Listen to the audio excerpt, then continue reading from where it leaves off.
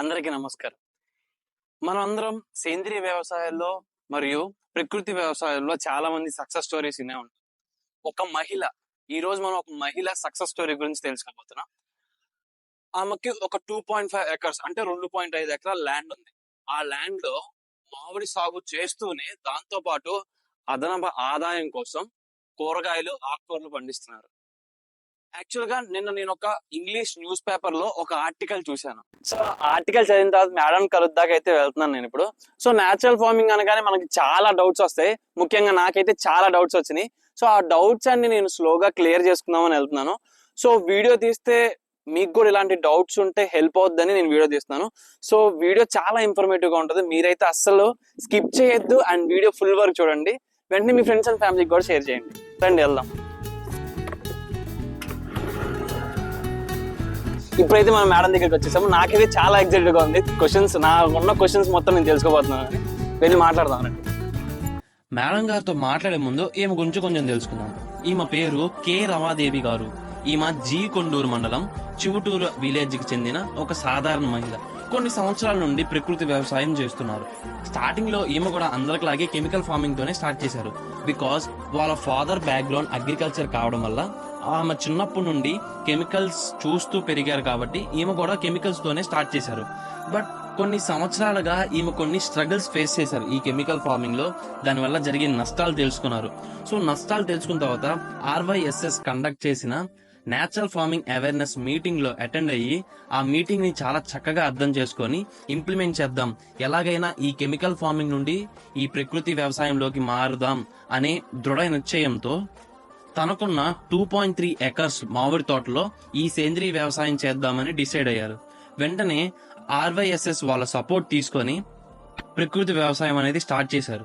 స్లోగా డెవలప్మెంట్ చూస్తూ, అంటే ఆ మామిడి తోటలో చేంజెస్ అబ్జర్వ్ చేస్తున్నారు. ఇంతకుముందు కెమికల్ ఫార్మింగ్ చేస్తున్నప్పుడు ఎలా ఉంది, ఈ ప్రకృతి వ్యవసాయం చేసేటప్పుడు ఎలా ఉందని మేడం గారు క్లియర్ గా అబ్జర్వ్ చేసి వెంటనే వాళ్ళ చుట్టుపక్కల ఉన్న ప్రజలను కూడా స్లోగా ఈ ప్రకృతి వ్యవసాయం వైపు కన్వర్ట్ చేసే ప్రయత్నాలు చేశారు. ఈమెకున్న ఈ మామిడి తోటలోనే ఒక 30 సెంట్లో ATM మోడల్ కూడా డెవలప్ చేసి ప్రతి నెల 10,000 రూపాయల ఆదాయం పొందుతున్నారు. ఆదాయాలు పొందడమే కాదు, ఈమె చుట్టుపక్కల ఉన్న రైతులందరికీ ఒక ఆదర్శంగా నిలిచారు. ఈ రోజు మేడం గారి దగ్గరికి వెళ్ళి సేంద్రీయ వ్యవసాయంలో మామిడిని ఎలా కల్టివేట్ చేయాలి, అండ్ ఇంకోటి మామిడి తోటలోనే కాకుండా ATM మోడల్ ని ఎలా డెవలప్ చేసుకోవాలనే కంప్లీట్ డీటెయిల్స్ మేడం గారిని అడిగి తెలుసుకుందాం ఇప్పుడు మనం వెళ్ళి. నమస్కారం.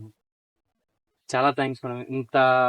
ఇంత సమయంలో, ఇంత బిజీ షెడ్యూల్లో కూడా మాకంటూ కొద్ది సమయం ఇచ్చి మా డౌట్ క్లారిఫై చేస్తానన్నందుకు చాలా థ్యాంక్స్ మేడం. మ్యామ్, మీరు 16 సంవత్సరాల నుంచి చేస్తున్నారన్నారు ఇక్కడ వ్యవసాయం, ఈ 2.5 ఎకర్స్లో. మీరు స్టార్టింగ్ కెమికల్ ఫార్మింగ్ చేశారు, దాని తర్వాత సేంద్రీయ వ్యవసాయంలోకి వచ్చారు. ఏ సంవత్సరం నుంచి సేంద్రీయ వ్యవసాయంలోకి వచ్చారు? 2018 నుంచి నాకు ప్రకృతి వ్యవసాయం గురించి తెలిసిందండి.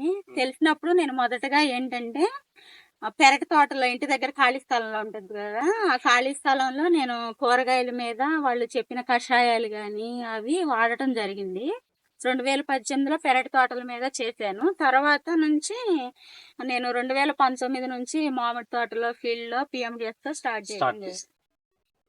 ఇప్పుడు నేను చాలా చోట్ల రైతులను అడిగితే వాళ్ళు సమాధానం చెప్పేది ఏంటంటే, ఈ ప్రకృతి వ్యవసాయం గురించి కానీ సేంద్రీయ వ్యవసాయం గురించి కానీ అంతగా దిగుబడి రాదు, నేల అనేది కెమికల్స్ కి బాగా అలవాటు అయిపోయింది.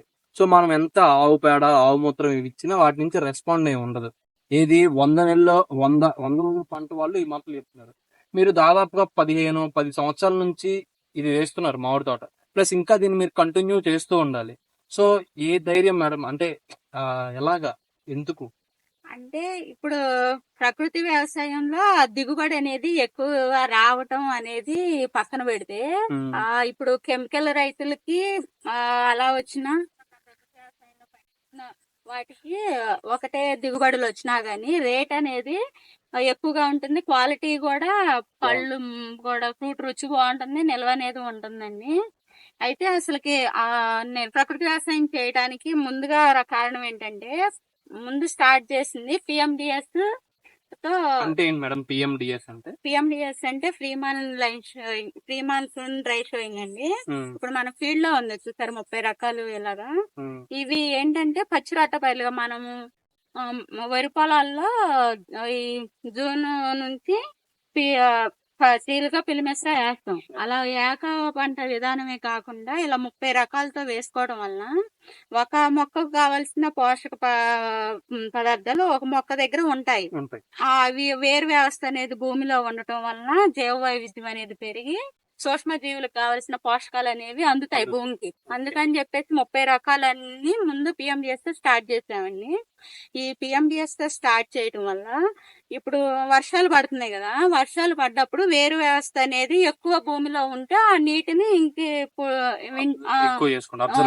ఉంచుకోవడానికి కూడా అది పిఎండిఎస్ అనేది బాగా ఉపయోగపడుతుంది. ఇప్పుడు పిఎండిఎస్ ఈ 2.5 ఎకరాలు మొత్తం చేశారు. చేస్తానండి. ఇప్పుడు మొక్క ఇక్కడ ఉంది, మొక్క చుట్టూ వేసుకుంటూ వెళ్తారు. ఎన్నాళ్ళ తర్వాత దీన్ని మళ్ళీ దున్నుతారు, మట్టిలో కలిపేస్తారు? 45 నుంచి 50 రోజులు మధ్యలో ఈ ఎత్తులో వస్తుందండి. ఇప్పుడు ఆకుకూరలో కూరగాయలు కూడా ఉన్నాయి వీటిలో. ఆకుకూరలో గోంగూర, తోటకూర ఉన్నాయి. అవి 40 రోజులకే వస్తాయి కాబట్టి ఆకుకూరలు తీసేసుకుంటాను. వాటి ద్వారాగా 3000 4000 వరకు ఆదాయం వస్తుంది. తర్వాత ఈ పశువుల మేతకి దమ్మేసుకుంటాను. మొత్తం వచ్చేసి 10,000 15,000 వరకు కొంటారు. 40 రోజుల్లో ఆ ఇన్కమ్ వచ్చిన తర్వాత మళ్ళీ మీరు దున్నేసి వేరనేది నేను భూమిలో కలిపేసుకుంటారు. ఇప్పుడు 16 సంవత్సరాలు ఫస్ట్ ఎన్ని సంవత్సరాల వరకు మీరు కెమికల్ ఫార్మింగ్ చేశారు? ఇప్పుడు 16 నెంబర్ తీసుకుంటే 5 సంవత్సరాల 4 సంవత్సరాల ఎన్ని సంవత్సరాలు కెమికల్ ఫార్మింగ్? 11 సంవత్సరాలు అవుతుంది. ఇప్పుడు ఈ తోట వేసి 16 సంవత్సరాలు కాబట్టి వేసిన మొక్క దగ్గర నుంచి 11 సంవత్సరాల వరకు కూడా మేము యూరియా డిఏపీలు వేసి మొక్కలు కటింగ్ చేసుకున్నా కానీ వాటిలో యూరియా డిఏపీలు వేసి వాడటం జరిగింది. పూతలో 4వ సంవత్సరం నుంచి కాపు నిలబెట్టినప్పుడు కూడా వాటికి సల్ఫర్ అని అవి మందులు స్ప్రే చేయడం జరిగింది, వాడటం జరిగింది. ఈ 16 సంవత్సరాలు 11 సంవత్సరాల వరకు కెమికల్ ఫార్మింగ్ చేశారు. దాని తర్వాత నుండి 12వ సంవత్సరం నుండి సేంద్రీయ వ్యవసాయంలోకి వచ్చారు. ఎందుకు వచ్చారు? అంటే ఏదైనా ఎఫెక్ట్ మీరు ఖర్చు ఎక్కువ అవ్వడం వల్ల వచ్చారా, లేదా వేరే? ఇప్పుడు జనరల్ నాలెడ్జ్ బాగా పెరిగిపోయింది, కెమికల్స్ ఎక్కువ వాడుతుంటే ఫ్రూట్స్ తిన్నా మనకి పెద్ద ఉపయోగం ఏం లేదు, లేదా దాని వల్ల అలాగే ఏమైనా అనుకొని వచ్చారా మీరు? అంటే నేను మా నాన్నగారు నేను చిన్నప్పటి నుంచి వ్యవసాయ కుటుంబం నుంచి వచ్చానండి. ఇక్కడికి వచ్చిన తర్వాత మా వారు కూడా కెమికల్ వ్యవసాయమే చేశారు. చేస్తే ఏంటంటే అధిక ఖర్చులు పెరిగిపోవడం, దిగుబడులు తక్కువగా రావడం ఇలాంటివన్నీ నేను చిన్నప్పటి నుంచే చూడటం జరిగిందండి. అయితే ఈ ప్రకృతి వ్యవసాయంలోకి వచ్చిన తర్వాత నేను అందుకనే ముందు పొలం ఉన్నా గానీ పొలంలో ప్రయోగం చేయలేదు, కషాయాలు గాని ఘనద్రవ జీవామృతాలు గాని.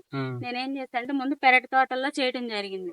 పెరటి తోటల్లో చేసిన తర్వాత ఆ కూరగాయలు అనేవి టేస్ట్ గా రావడం జరిగింది. ఆ పురుగు, దోమ పురుగు ఉంటాయి చూసారా, వాటికి కషాయాలు కూడా బాగా రిజల్ట్ కనిపించిన తర్వాత ఖర్చు అనేది తగ్గుతుంది. ఇదే మనం పంట మీద ట్రై చేద్దాం అని చెప్పేసి ఒక 1/2 ఎకరంలో కాటన్ వేస్తామండి. వీటిలోనే కాటన్ వేస్తే ఆ కాటన్ లో ఒక 1/2 ఎకరాల్లో చేశాను ముందు. చేసిన తర్వాత రిజల్ట్ అనేది బాగుంది. తర్వాత నేను ఫీల్డ్ మొత్తం 2 ఎకరాలన్నరలో చేయటం ప్రారంభించాను. మ్యాంగో కూడా ఆ రిజల్ట్ అనేది అసలు నేను చేసింది కాటన్ లో అంతర పంటలు కూరగాయలకి చేశాను. అయితే ఈ పిఎండిఎస్, ఈ ఘనద్రవ జీవామృతాలు ఈ వాడటం వల్ల ఏంటంటే నాది వర్షాధార పంట, నాకు బోర్ అనేది లేదు, వర్షం మీద డిపెండ్ అయి ఉంటారు. అయితే ఈ మొక్కలకి అనేది వేసవికాలం వచ్చేసరికి 4 తడులు 3 తడులు అలా వేయాల్సి వచ్చేది. పూత రావటానికి ఒకసారి, పూత పింద తయారవటానికి, కాయలు తయారవటానికి. మే నెలలో గనక బాగా ఎండగా ఉంటే మొక్కలకు మళ్ళీ తడేసేవాళ్ళం. ఈ 4 సంవత్సరాల నుంచి నేను వ్యవసాయం చేసినప్పుడు ఏంటంటే ఫస్ట్ నీటి తడులు కూడా పెట్టడం తగ్గుకుంటా వచ్చింది. తర్వాత 3 సార్లు పెట్టాం, 2 సార్లు పెట్టాం. ఈ సంవత్సరం అయితే పూత పింద వచ్చినప్పుడు మట్టికి ఒక్క తడే వేసాం. అది ఇంక ఒక్క తడే వేసాం, కాయ తయారైంది. 2 సార్లు కోసారు. ఇప్పుడు ఎక్కడన్నా కాయ ఉన్నాయి. ఈ వర్షాలు రావడం వల్ల ఒక్క తడే వేసాను. ఇప్పుడు నీటి తడి తగ్గింది, భూమి మొక్కలు కూడా బాగా వచ్చాయి. చక్కగా వాటికి నేను వాడే కషాయాలు దశపర్ణి, వేప నూనె వాడటం వల్ల కూడా నాకు కాపు అనేది కూడా ముందుగానే వచ్చింది. నవంబర్ లో అక్టోబర్ నుంచే పూత కనపడటం స్టార్ట్ అయింది. బాగా వచ్చిందండి పూత. మీరు ఈ ప్రకృతి వ్యవసాయం స్టార్ట్ చేసినప్పటి నుండి ఏవేమి వాడుతున్నారు? కెమికల్స్ ఆపేశారు ఇంకప్పటి నుంచి.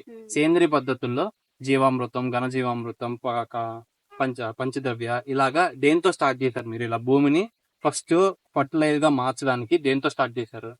ముందు ఈ పిఎండిఎస్ వేస్తున్నానని చెప్పాను కదా. మ్మ్. పిఎండిఎస్ వేసేటప్పుడు ఇది కలిగి దున్నిన తర్వాత పత్తి విత్తనాలు తీసుకున్నాను. ఆ పత్తిలోని 6 సార్లకు ఒకసారి కంది ఇలా వేసినప్పుడు ముందు విత్తనాలన్నిటిని బీజామృతంతో విత్తన శుద్ధి చేసుకున్నాను. ఆ విత్తన శుద్ధి చేసుకొని 6 సార్లకు ఒకసారి కందిసాలు పెట్టుకున్నాను. 6 సార్లు 6 సార్లు పత్తి సార్లు పెడితే ఒకసారి కందిసాలు ఓకే. అలా పెట్టుకున్నాను. సాలుకి మధ్యలో 2.5 అడుగులు ఉంటాయి. గ్యాప్ వదులుకున్నా. ఆ గ్యాప్ లో కూడా నేను ఆకుకూరలు వేసుకోవడం జరిగింది. ఓకే. ఇప్పుడు మామిడి వచ్చేసి మనకి సంవత్సరానికి ఒకసారి ఆదాయం వస్తుంది. అవును. కాటన్ వచ్చేసి 6 నెలల వరకు ఎటువంటి ఆదాయం ఉండదు. అలా కాకుండా నేను ఈ ఫీల్డ్ కి వచ్చిన తర్వాత నేనేంటంటే నిరంతరం ఆదాయం తీసుకునే అలాని ఉద్దేశంతో ఆకుకూరలు 40 రోజులుగా వస్తాయి, కూరగాయలు నెల 15 రోజుల తర్వాత నుంచి వస్తాయి. ఆ విధంగా నేను ఉట్టి కాటన్ లోనే ఇలా కూరగాయలు వేసుకొని తీసుకున్నాను. ఫస్ట్ పంట వేసిన తర్వాత 40 నుండి 45 రోజుల తర్వాత నుంచి ప్రతి 15 రోజులకు ఒకసారి జీవామృతం స్ప్రే చేయడం జరుగుతుంది. ప్రతి 15 రోజులకి జీవామృతం. జీవామృతం స్ప్రే చేస్తున్నాం. స్ప్రే చేసిన తర్వాత ఈ జీవామృతం స్ప్రే చేయడం వల్ల ఆకులకి ఒక నువ్వు లాంటి పదార్థం ఏర్పడటం వల్ల పెస్ట్ అనేది తొందరగా రాదు. ఇప్పుడు జీవామృతం భూమికి ఇచ్చేస్తారా, మొక్కలకు చెట్లు కొట్టేస్తారా? ఫస్ట్ 45 రోజుల తర్వాత నుంచి 15 రోజులకు ఒకసారి 2 సార్లు స్ప్రే చేసాం. చేసిన తర్వాత మొక్క 120వ రోజుకి వచ్చేసరికి భూమికి ఒకసారి ఇస్తాం. ఆ భూమికి ఒకసారి ఇచ్చిన తర్వాత మళ్ళీ 2 సార్లు స్ప్రే. అలాగే 2 సార్లు భూమిలో ఇస్తే 4 సార్లు స్ప్రే చేయడం. ఇప్పుడు దోమకి వాటికి ఎల్లో స్టిక్కీ ప్లేట్స్, మామూలుగా ఈ పత్తి అంటేనే గులాబీ రంగు పురుగు త్వరగా ఆశించింది. అలా ఆశించినప్పుడు ట్రాప్స్ పెట్టాలి, ఇంకా కచ్చిన బుట్టలు అని చెప్పేసి ఎకరానికి 15 లెక్క పెట్టాం. ఎల్లో స్టిక్కీ ప్లేట్స్ దోమకి వచ్చేసి ఎకరానికి 25 వరకు పెట్టాం. అలా పెట్టుకోవడం వల్ల పెస్ట్ అనేది త్వరగా రాలేదు. ఈ నేమాస్త్రం అని చెప్పేసి ఇప్పుడు దోమ రసం పీల్చే పురుగు బాగా ఎక్కువగా ఉన్నప్పుడు దాన్ని కంట్రోల్ చేయడానికి నేమాస్త్రం అని చెప్పేసి తయారు చేసి ఎకరానికి 100 లీటర్లు తయారు చేస్తే ఎకరానికి సరిపోతుంది. అది చేయడం వల్ల రసం పీల్చే పురుగు ఇది కంట్రోల్ అయిన తర్వాత పచ్చ పురుగు అని ఏదన్నా కనపడినట్లయితే బ్రహ్మాస్త్రం అని స్ప్రే చేస్తాం. మేము సొంతంగానే తయారు చేసుకుంటామండి. తెగుళ్ళు ఏమైనా వస్తే వాటికి మామిడి ఆకులు తెగుళ్ళు ఎక్కువగానే ఉంటాయి కదా, వాటికి ఏంటి? వాటికి ఎలాగా? ఇప్పుడు మామిడికి అడిగారా కాటన్ తో? మామిడికి వచ్చేసి ఏంటంటే దశపర్ణి అని చెప్పేసి అది 10 రకాల ఆకులతో పొగాకు అది వేసి తయారు చేస్తాం కదా. అది 200 లీటర్లు డ్రమ్ లో కలిపేసి స్ప్రే చేస్తాం. తెగుళ్ళు నొక్కితే పురుగు రాదు, బలం కూడా. అవునండి. 3 రకాల ఉపయోగం ఉంటుంది దశపర్ణి. అవును. ఇప్పుడు ఒక పూత పడిన తర్వాత మామిడి దాంట్లో అది కాయ అవడానికి ఎంత సమయం పడుతుంది? అది కాయ అవడానికి నెల రోజుల వరకు టైం పడుతుంది. 30 నుంచి 40 రోజుల 30 నుంచి 40 రోజుల మధ్యలో. ఇప్పుడు కెమికల్ ఫార్మింగ్, సేంద్రీయ వ్యవసాయం చూసుకుంటే పూత అనేది తొందరగా కాయ అవడం అబ్జర్వ్ చేశారు మీరు సేంద్రీయ వ్యవసాయంలో? పూత అనేది ముందుగా రావటం గమనించాము. పింద అనేది కూడా త్వరగానే తయారవుతుంది సేంద్రీయ వ్యవసాయం. యాజ్ కంపేర్ టు కెమికల్ కన్నా సేంద్రీయ వ్యవసాయంలో రెస్పాండ్ అనేది ఎక్కువగా ఉంది. ఈ సేంద్రీయ వ్యవసాయం, ఈ ప్రకృతి వ్యవసాయానికి మీ శ్రమ ఎంత కావాలో ఫ్యామిలీ సపోర్ట్ కూడా అంతే కావాలి. దాదాపుగా ఫ్యామిలీ సపోర్ట్ ఎలా ఉంటదండి? ఇంట్లో ఏదైనా సరే మేము ఒక సామాన్య మహిళగా ఉన్నామని మేము బయటికి రాగలిగి ముందు మా ఫీల్డ్ లో చేసి నేను 5 సంవత్సరాల్లో బయటకు వచ్చి ముందు గ్రామంలో ఇంటర్నల్ రీసోర్స్ పర్సన్ గా ఉన్నాను. తర్వాత మండలానికి ఉన్నాను. ఇప్పుడు డివిజన్ కి మోడల్ మేకర్ గా చేస్తున్నానంటే మా వారి సపోర్ట్ బాగా ఉందండి. వాళ్ళు ఏంటంటే నేను బయటికి వచ్చేదాన్ని కాదు. కుటుంబం పరంగా గానీ ఫీల్డ్ పరంగా గానీ మా వారి సపోర్ట్ చాలా ఉందండి. ఒకసారి